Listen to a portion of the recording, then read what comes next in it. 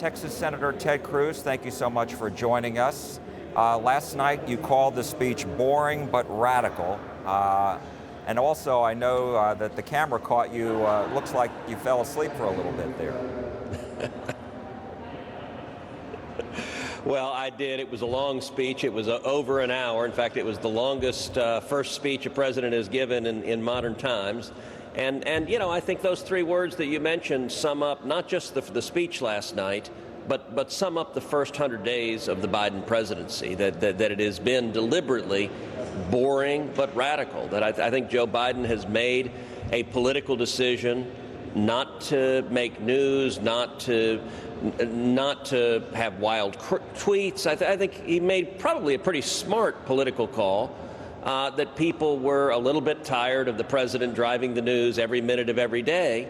But behind that boring facade, that serves a political function. We have seen the most radical policy agenda rolled out in the first 100 days of any president in the history of the country. And I think that the policy ideas, what has happened, unfortunately, is Joe Biden has handed control of the policy agenda over to the radical left in his party. The people running the agenda are Bernie Sanders and Elizabeth Warren and AOC, and the result is tremendously harmful for Texas and for the country. The president has either signed and or proposed $6 trillion in new spending since he entered office. Why do you believe that is the wrong prescription for the U.S.? Well, the spending is massive. It is unprecedented. It is trillions after trillions. I've joked, please nobody tell the Democrat what number comes after a trillion, because, I mean, it is staggering.